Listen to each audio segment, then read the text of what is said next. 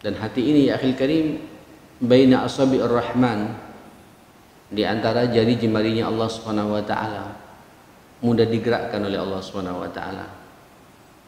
Dan kadang-kadang bicara masalah hati, antum perlu secara khusus berdoa kepada Allah Subhanahu wa taala. Rabbana la tuzigh qulubana ba'da idh hadaitana. Ya Allah, janganlah engkau tergelincirkan hati kami setelah engkau memberikan hidayah. Jadi letaknya hidayah itu dalam hati. Ya, letaknya hidayah itu dalam hati, Pak. Ba'da idh hadaitana. Kenapa kita minta la tuzigh qulubana, padahal yang banyak bermaksiat kan mata kita? Kenapa Allah tidak menyuruh kepada kita la tuzigh absarana, la tuzigh asma'ana, jangan kau tergelincirkan pendengaran kami, pikiran kami. Ini kan yang lihat itu semuanya mas kalian. Yang maksiat kan mata, pikiran kita, telinga kita, lisan kita, yang paling banyak bermaksiat. Tapi disebut oleh Allah, la tuzigh qulubana, janganlah engkau tergelincirkan hati kami. Allah.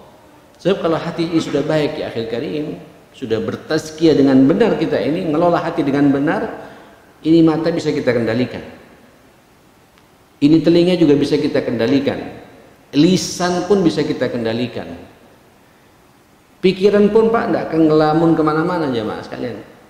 Nanti penuh dengan tafakkur, tadakkur, luar biasa. Ya. Makanya Nabi secara khusus juga berdoa dan didengar oleh para sahabat doa ini, ya muqallibal qulub tsabbit qalbi ala dinik, ya musarrifal qulub sarrif qalbi ala ta'atik.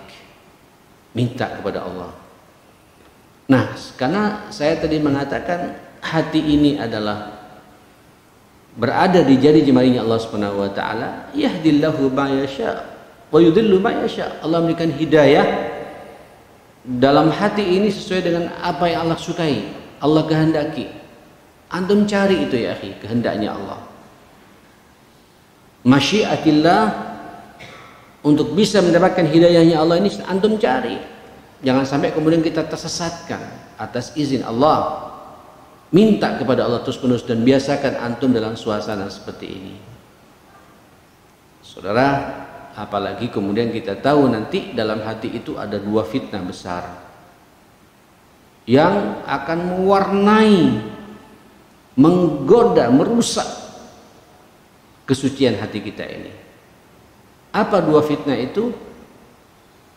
Pertama, fitnah syahwat. Fitnah syahwat. Lagian siapa Pak di antara kita tidak punya syahwat ya?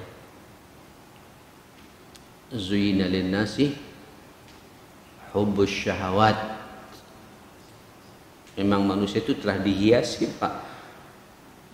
Dan lagian kalau sampai tidak punya syahwat, mungkin sampai tidak akan bisa memakmurkan dunia ini. Itu salah satu keistimewaan Allah mencipta kita manusia, sekaligus Allah memberikan syahwat ini supaya kita bisa memakmurkan dunia ini.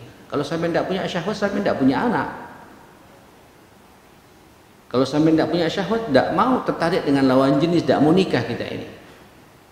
Kalau sampai tidak punya syahwat, tidak bisa makan, tidak bisa minum. Syahwat ini butuh Pak, penting. Makanya nanti alokasi syahwat biar tepat sasaran, ya silakan. Ini sudah saya bahas panjang lebar ya. Bahkan di malam Senin saya juga bahas masalah adabul akli wasyurbi. Silakan makan, silakan penuhi syahwatmu itu. Tapi hati-hati adab-adabnya itu. Jangan menghalalkan segala cara, jangan berlebihan. Imbangi dengan syukur, perkuat ketakwaannya karena makan dan minum. Itu adabnya begitu. Syahwat tidak boleh dibunuh, tidak boleh dihilangkan. Karena kalau kita tidak punya syahwat, mohon maaf, tidak lama hidup kita ini, cepat mati biasanya jemaah sekalian. Iya betul, orang kalau tidak punya syahwat cepat mati Pak. Karena kata malaikat ini tidak cocok, alamnya bukan alam dunia ini. Ini alamku kata malaikat. Nah, saya melihat Pak orang yang baik-baik, yang apa, yang dalam tanda petik ya, tidak mau nikah, makannya sedikit, akhirnya kenapa ya orang baik-baik kok cepat mati? Cepat mati karena kurang gizi jemaah sekalian. Betul itu. Silakan Pak. Tinggal antum bisa mentazkiyah tidak urusan makan dan minum. Syahwat tidur, suruh tidur sampean. Apalagi dalam suasana corona begini Pak, harus sempurna tidur sampean 8 jam. Ya, tinggal sampean nanya, ini tidur saya tidur bertazkiyah tidak? Kalau tidurnya tazkiyah Pak, sepanjang malam tidak akan tidur terus ya. Tidurnya sesuai dengan kebutuhan fisik kita. Karena fisik ini punya hak juga. Inna li badanika alaika haqqa. Badanmu punya hak untuk diperhatikan. Silakan tidur, tapi jangan tidur terus. Saya punya buku tuh Pak, evaluasi tentang perjalanan hidup manusia itu. Jadi kalau sampean umurnya 60 tahun ini Pak, itu sebenarnya kalau dihitung-hitung tidurnya 20 tahun. Ashabul Kahfi ya. Halo, yang umurnya 60 tahun ya, macam saya mau 60 tahun sebentar lagi nih Pak. Kalau dihitung-hitung itu kan sepertiganya 8 jam kan sepertiga hidup ya. Satu hari kan 24 jam. Kalau 8 jam tidur berarti sepertiganya untuk tidur Pak. Kalau 60 tahun kan berarti 20 tahun tidur doang. Tinggal sambil mengevaluasi tidurnya kita ini tidur bisa menguatkan jiwa kita atau tidak, itu aja. Subhanallah. Libido kita Pak, waduh, apalagi ya mahasiswa ini Pak. Saya paham ya, karena Ustadz pernah jadi mahasiswa juga dari sama umurnya likuran 21, 23. Ngeliat lawan jenis Pak, asin kadang-kadang lisan kita Pak. Waduh, teringat dulu masa puber. Bagaimana kita bisa mentazkiyah semua itu? Yang mampu nikah, nikah. Tidak mampu, suruh puasa. Tidak mampu pula, jadi teman yang baik-baik. Olahraga, kayak itu apa, gitu aja. Itulah tazkiyatun nufus jemaah sekalian. Syahwat. Ya. Syahwat. Saya belum bicara Pak, syahwat memandang, syahwat berbicara. Ya. Syahwat makan, syahwat belum detail kalau kemana-mana Pak, syahwat pergaulan ya, ini hanya kita kemana-mana. Yang kedua ya akhi, yang mengotori jiwa kita ini syubhat, fitnah syubhat. Apa syubhat ini? Keraguan-raguan. Syubhat ada dua, ada keraguan-raguan dalam muamalah kita, keraguan-raguan dalam muamalah kita. Hati-hati ya. Kalau sampean tidak bisa menjaga dengan benar dalam bab muamalah ini, rusak jiwa kita ini Pak, kotor hati kita ini. Apa muamalah? Interaksi sosial kita, utang piutang, urusan duit mencari uang. Kadang-kadang nggak jelas ya akhi, apakah halal, apakah haram. Ini hak saya, apa ini hak kantor? Ya, ini bolpen saya, apa bolpen kantor? Ini spidol saya, apa spidol kantor? Tipis ini. Terus mengatakan, wah ini fasilitas melekat. Waduh, repot ini Pak. Fasilitas melekat, susah. Kalau orang beriman, orang yang bertazkiyah Pak, ada kehati-hatian. Takut ya. Hati-hati betul. Syubhat Pak. Dan nanti emang kata Nabi di akhir zaman ini Pak, la yubali amil haram amil haram. Nanti umat sudah nggak peduli lagi mana yang halal, mana yang haram, yang penting saya dapat. La. Orang bertazkiyah itu, nah komitmen seperti ini kadang-kadang hilang Pak. Lah ya Ustaz, jangankan yang halal, yang haram sekarang susah kita cari. Ini bahasa-bahasa ya orang-orang yang sudah tidak punya iman ya akhi. Enggak ya akhi, Allah sudah ngapelingkan rezeki buat antum semua. Jangan menghalalkan segala cara. Maksimalkan saja sudah potensi kita Pak. Allah sudah menyiapkan rezekinya Pak.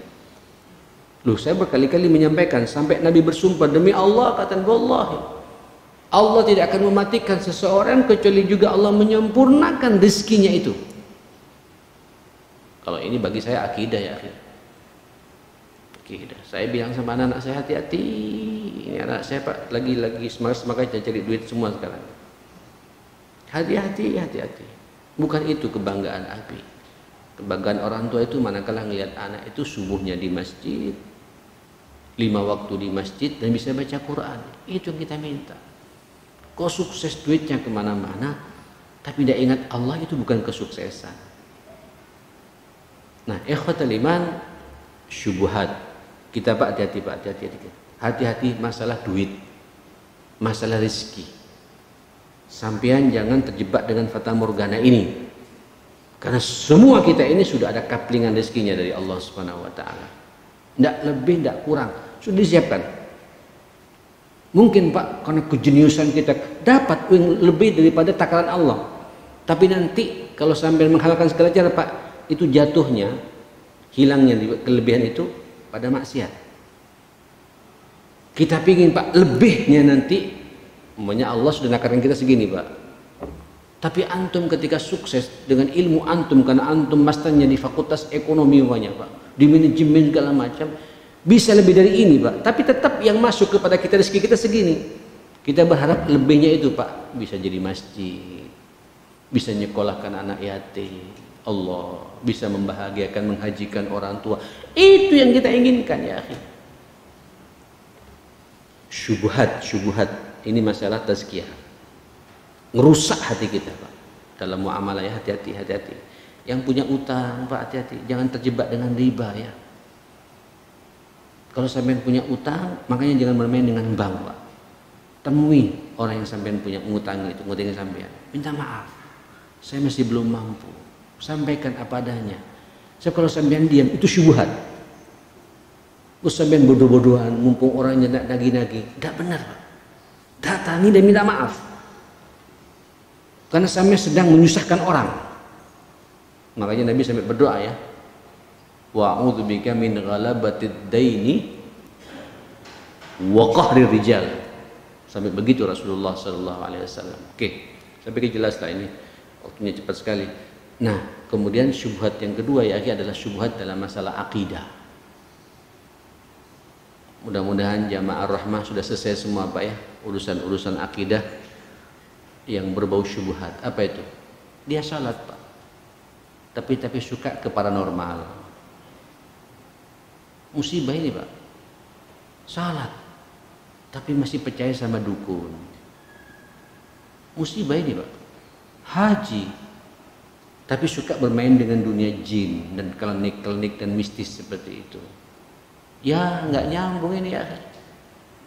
Innallaha la yaghfiru ay yushraka bihi wa yaghfiru ma duna dzalika liman yasha. Ini syubhat ya akhi.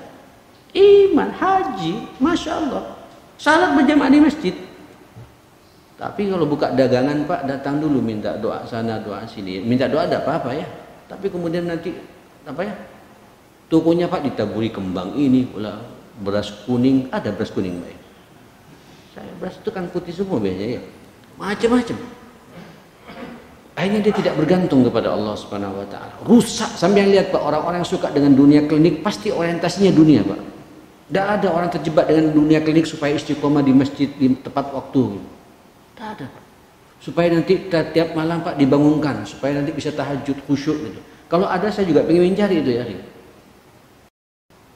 Rata-rata begitu Pak. Rata-rata orang terjebak dengan dunia klinik apa? Pengen dagangannya laris, pengen cepat naik pangkat, ya kan? Pengen kawin lagi, tidak ketahuan sama istri pertama gitu. Umumnya begitu ya. Itu klinik Pak. Ngerusak hati kita Pak. Akhirnya kita komitmen pada agama. Akhirnya ketika tiap beribadah, saya dapat apa gitu. Musibah ini Pak. Mudah-mudahan kita semua dijauhkan oleh Allah Subhanahu wa taala. Cepat sekali waktu ya. Saya pikir cukuplah, walaupun satu poin kita bahas pagi ini. Mudah-mudahan kita semua dalam lindungan Allah, kita istiqomah terus menerus insyaallah. Rabbana atina fid dunya hasanah wa fil akhirati hasanah wa qina adzabannar. Rabbana ighfir lana wa tub alaina innaka antat tawwabur rahim. Allahumma arhamna bil Qur'an, Allahumma ihfazna bil Qur'an, Allahumma akrimna bil Qur'an. Allahumma hdina bil Qur'an, Allahumma saddid lana bil Qur'an. Allahumma inna na'udzubika min jahdil bala' wa darqis syaqa' wa su'il qada' wa syamatatil a'da'. Birahmatika ya akramal akramin. Wa sallallahu ala sayyidina Muhammadin wa alihi wa sahbihi wa sallam. Alhamdulillahi rabbil alamin. Assalamualaikum warahmatullahi wabarakatuh.